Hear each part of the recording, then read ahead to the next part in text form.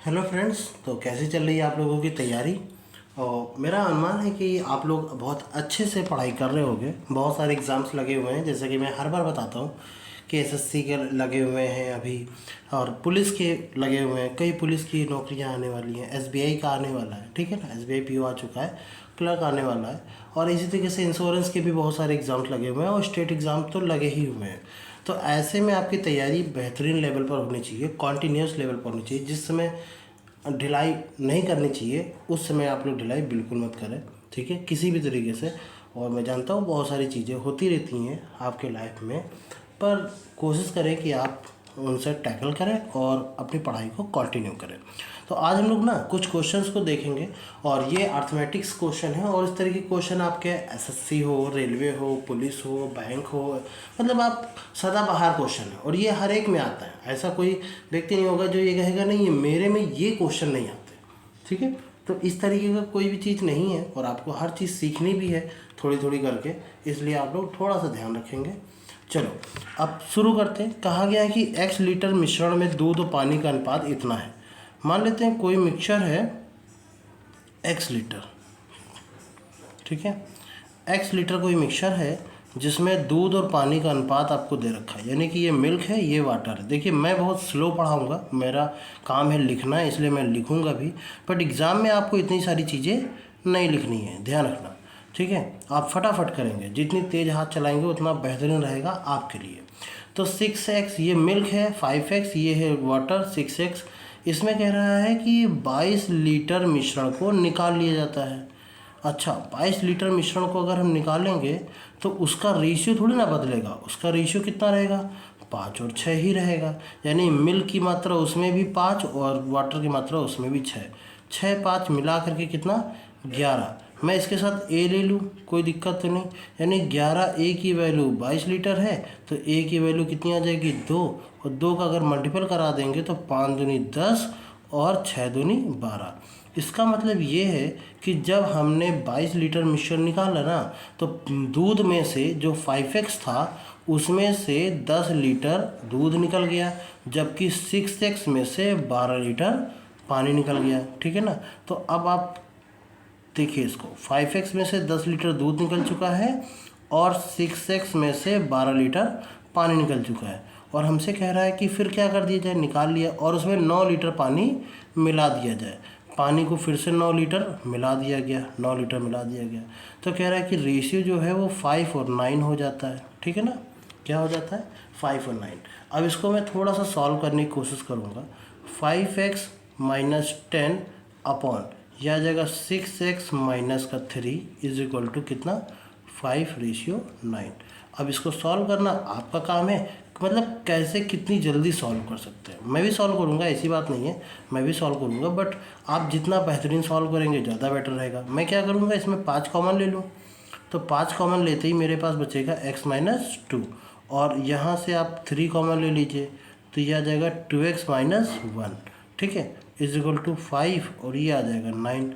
5 से ये 5 कट जाएगा, 3 से इस 3 को काटेंगे, 3 का 3 का मल्टीपल इधर करेंगे, 2 का मल्टीपल इधर करेंगे, यानी कि आ जाएगा ये 3x माइनस 3 2 जा 6 बराबर ही आ जाएगा 2x माइनस का 1। तो x की वैल्यू कितनी आ जाएगी, 5 आ जाएगी यहाँ से। अगर x की वैल्यू 5 आ गई, हमसे कहा गया है x का मान ज्ञात करो। x का मान मतलब, अरे मैंने x ले लिया, यहाँ पर भी x है, यहाँ पर भी x है, कोई बात नहीं। हमसे कहा गया इस वाले x का मान ज्ञात करना। इसका मतलब ये 6 5 11, इस वाले कैपिटल X की वैल्यू जो होगी, ये चलो कैपिटल X मान लो इसको, ठीक है, इसको आप कैपिटल X मान लो, तो वो हो जाएगी 11 स्मॉल x। तो 11 इंटू 5 आया ना, 11 पचे 55, तो हमारा आंसर क्या है, 55 हमारा आंसर है, ठीक है।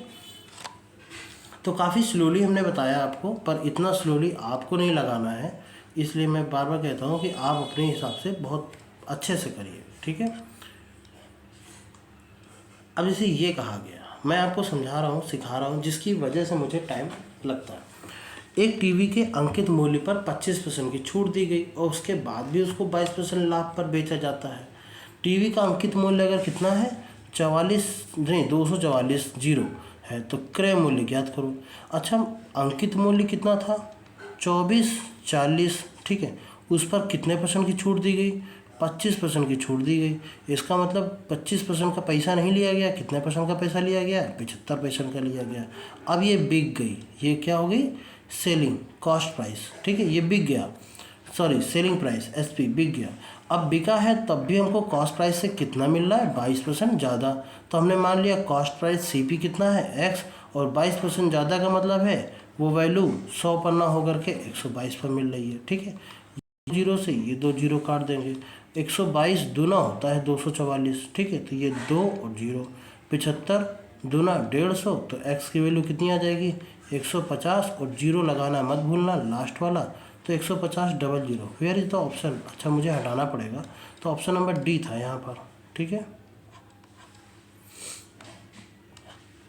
चलिए अगला देखते हैं, अगला ट्राई करेंगे।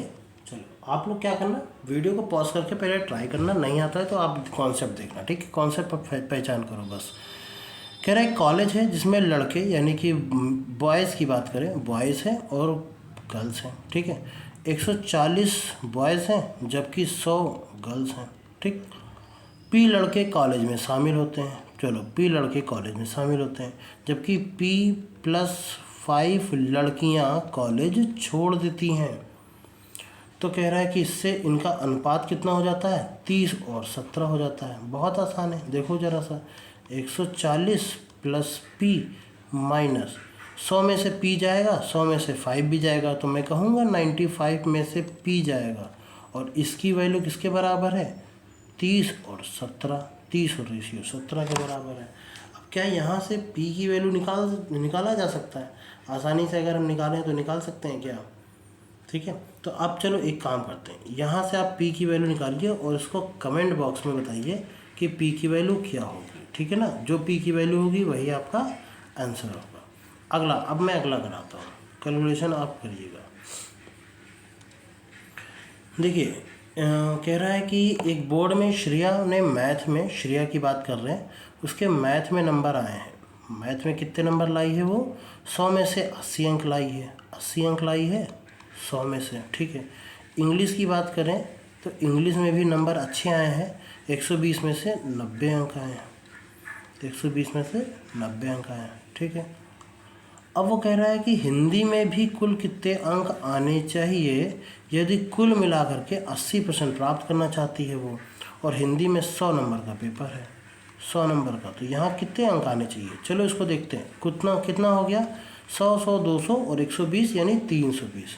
अब 320 में से उसको 80% लाने हैं, 80% का मतलब है 80/100, 2 जीरो से 2 जीरो कट गए, 8 दूनी 16, 8 त्रिक 24 और 1 25, यानी उसको लाने कितने हैं, 256 नंबर लाने हैं। अभी मैथ में 80 और इंग्लिश में, मैथ में 80 और इंग्लिश में 90 दोनों ला चुकी है, तो 8 8 16 17, 170 नंबर तो वो ला चुकी है। तो ये 256 में से 256 में से 170 माइनस कर दें, ये 6 आ जाएगा, और ये आ जाएगा 8, 7 दूनी 14, 8, 86। तो इसका मतलब वो 86 नंबर अगर इंग्लिश में, सॉरी हिंदी में ले आए तो उसके 80% मार्क्स में बन जाएंगे। क्लियर, तो हमारा ऑप्शन क्या है, हमारा आंसर क्या है, 86। आसान लगा होगा, ठीक है, समझाना। देखो मैं बार बार कह रहा हूँ कि मुझे बहुत सारी चीज़ें एक्सप्लेन करनी पड़ती हैं, जिसकी वजह से आपको लगता होगा कि सर बहुत, मतलब जो हमारे सर हैं वो आपको बहुत लेंदी पढ़ा रहे हैं, ऐसा नहीं है, ठीक है। ए और बी, ये कह रहा है 900, ये 1200, 900 रुपये और ये 1200 रुपये, ठीक है। कॉन्सेप्ट को समझिए आप लोग, ठीक है। और कह रहा है उस समय अवधि के अनुपात ज्ञात करो। मान लेते हैं कि इसने x और इसने y समय के लिए पैसा लगाया, ये रेशियो है, और इनका जो कुल है वो कितना है, 26,000 है, जिसमें b का हिस्सा कितना है, 16,000 है। एक चीज़ बताना ज़रा, b का हिस्सा अगर 16,000 है तो a का हिस्सा 10,000 होगा कि नहीं, 26,000 में 16,000 घटा दो, ठीक है, तो ये इनका रेशियो बराबर होगा। तो ये रेशियो, ये जीरो से ये जीरो कट गए, 9x upon 12y is equal to, ये हो जाएगा 10,000 और ये हो जाएगा 16,000, अरे सॉरी 1000, एक जीरो कम, ठीक है, 1 2 3, 1 2 3, 3 से काट दिया, 3 त्रिका 9, 3 से काट दिया, 3 चौक 12, 4 से इसको काट दिया, 4 4 चौक 16, 4 से इसको काट दिया, फिर 2 से काट दिया, 2 दूनी 4, 2 पंची 10, 3 दूनी 6। तो x अपॉन वाई की वैल्यू कितनी आ जाएगी? 5/6 आएगी। यानी रेशियो निकालेंगे तो 5:6 आएगा कि नहीं? यानी कि इसने 5 के रेशियो में, इसने 6 के रेशियो में, 6 5 11 12 जो भी है, ठीक है, ये रेशियो आया हमारा। हमारा ऑप्शन नंबर बी सही है।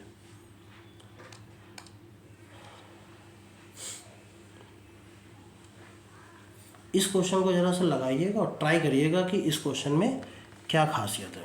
देखो क्वेश्चन ये बहुत बड़ा लग रहा होगा, पर अगर इसको पढ़ेंगे ना तो आपको लगेगा। वीडियो को पॉज करके एक बार पढ़िए, लगे देखिए कि लग सकता है कि नहीं। वैसे लग जाएगा। अब मैं बताता हूँ। कह रहे हैं कि बी अकेले किसी टंकी को 20 घंटे में भर सकता है इसको, ठीक है।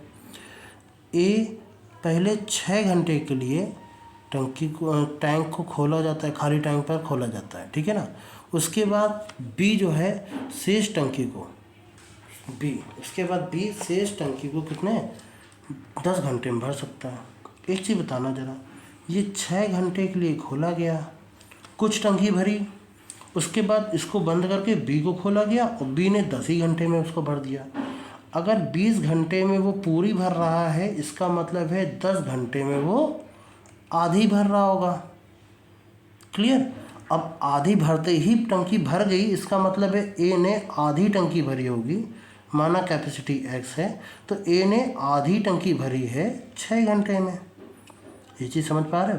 तो ए ने पूरी टंकी कितनी देर में भरी होगी? x की वैल्यू कितनी आ जाएगी? 12 घंटे। ठीक, इस चीज़ को मैं फिर से समझाता हूँ, ये चीज़ अच्छी चीज़ है, ठीक है। अब समझ रहा, कह रहा है कि शेष टैंक को उसने 10 घंटे में भर देता है। पूरी टंकी भरने में 20 घंटे लगते हैं और 6 घंटे चलने के बाद, ए के 6 घंटे चलने के बाद उसको 10 घंटे लगे। इसका मतलब है 20 आवर से 10 आवर में उसने भरा होगा आधी टंकी। ठीक, तो 10 आवर में आधी टंकी इसने भरा होगा, यानी आधी भर चुकी है। और वो भरा किसने था? 6 घंटे में भरा था ए ने। तो ये भरा था हाफ टंकी, ठीक है, हाफ टंकी भरी थी। तो ए पूरी टंकी भरने में कितना घंटे लगेगा? 12 घंटे। तो अब देखो ए कितना कह रहा है कि ए को भरने में कितना समय लगेगा? 12 घंटे। हो गया आंसर। थोड़ा सा अगर देखो तो बहुत आसानी से हो जाएगा बिना किसी कैलकुलेशन के। ओरल होने वाला क्वेश्चन है ये, ठीक है। चलिए, ये फार्मूला बेस्ड ये क्वेश्चन ऐसा है, अगर फार्मूला नहीं आता है तो आपका ये क्वेश्चन आपके लिए फिर नहीं है। एक घन के कमरे के कुल सतह का क्षेत्रफल होता है 6a², ठीक है। एक घन होता है ना, ये देखो घन हम बना देते हैं, ठीक है। ये घन होता है, इसके 6 साइड्स होती हैं। कौन कौन सी साइड्स होती हैं मैं बताता हूँ। एक ये वाली साइड होती है, एक ये वाली साइड होती है, एक ये वाली साइड होती है। 3 तो साइड जो दिख रही हैं वो है। एक नीचे साइड होती है 4, एक इधर साइड होती है 5 और एक पीछे साइड होती है 6। तो 3 जो दिख रही हैं वो 3 और जो एक 3 नहीं दिख रही हैं वो 3 मिला करके 6।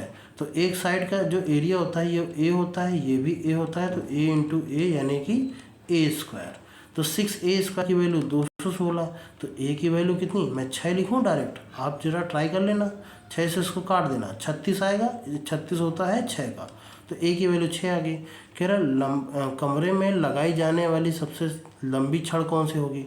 अगर एक घनाभ है, समझना, एक घनाभ है तो सबसे लंबी छड़ उसको कैसे लगा सकते हैं? एक इस कोने से लगाओ और उस कोने तक लगा दो, ऐसा, ठीक, तिरछा डायगोनल। और डायगोनल होता है L बराबर अंडर के अंदर 6², यानी कि 6 कॉमन ले लोगे, √3 आ जाएगा। ये हो गया डायगोनल, ये डायगोनल की फार्मूला है, ठीक है ना। डायगोनल का घनाभ का डायगोनल होता है क्या? a√3। तो हमारा a√3 यानी a की वैल्यू आ गई 6√3 हमारा आंसर है। कहाँ है ऑप्शन नंबर ई सही है, ठीक है।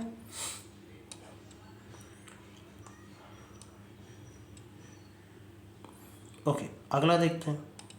अगला कहा गया है कि सोनू और मोनू की आय क्रमशः कितनी है? ये है सोनू और ये है मोनो। सोनो और मोनो की आय के साथ 5x और ये 6x है। कह रहा है कि सोनो की आय में 25% की वृद्धि कर दी जाए तो उसकी आय इतनी हो जाती है। ठीक है, वृद्धि कर दी जाए तो उसकी आय इतनी हो जाती है। तो 5x में से अगर हम 25% की वृद्धि यानी 125/100 कर लें तो उसकी आय कितनी हो जाएगी? 1875 750। ठीक है ना। 25 पचे 125 और 25 चौको 100। 5 से इसको काट देते हैं। 5 3 15, 5 7 35, 5 पचे 25 0। 5 से इसको फिर से काट दिया। 5 7 35, 5 पचे 25 0। तो x की वैल्यू कितनी आ गई? 750। अब हमसे कहा गया है मोनो की आय कितनी होगी। मोनो की आय 6x है ना, तो 6 × 750 कर लो। 6 को हमने 2 × 3 × 750 कर लिया। फिर 750 इंटू दुगना 1500, 1500 15 3 45, तो 4500 हो जाएगी। हैं, क्या कर दिया मैंने? एक्स की वैल्यू ये क्या हुआ? रुक जाओ रुक जाओ रुक जाओ रुक जाओ। 750 सब कुछ तो सही किया था।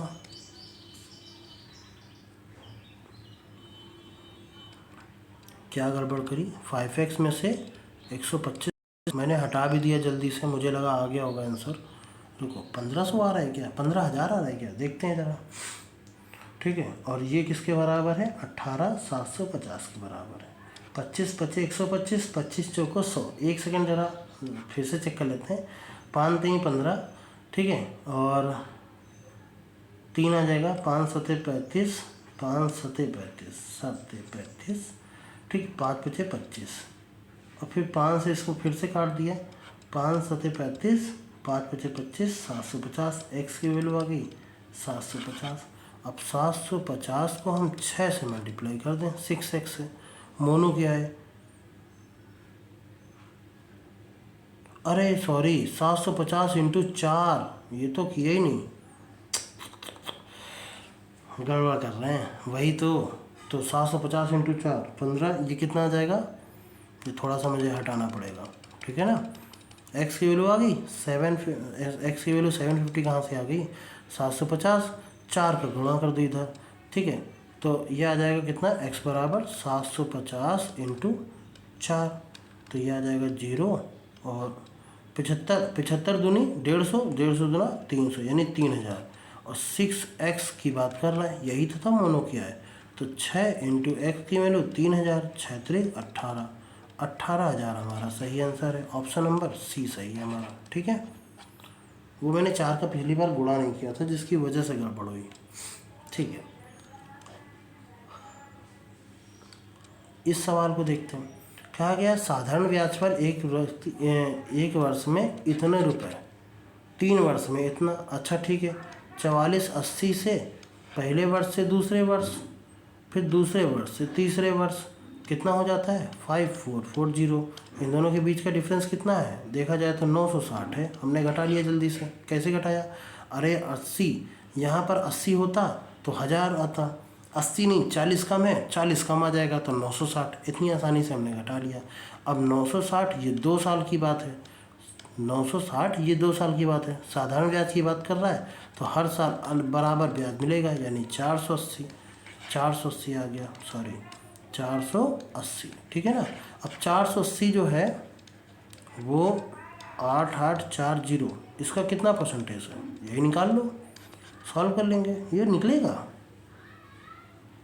400 और ये 480 निकलेगा। ये थोड़ा बटे वटे में आएगा, चलो चेक कर लेना। ठीक है, चेक कर लेना, बटे वटे में आएगा थोड़ा सा। चलो इसको देखते हैं ज़रा सा। और ये शायद लास्ट क्वेश्चन है, नहीं सेकंड लास्ट क्वेश्चन है। चलिए इसको देखते हैं।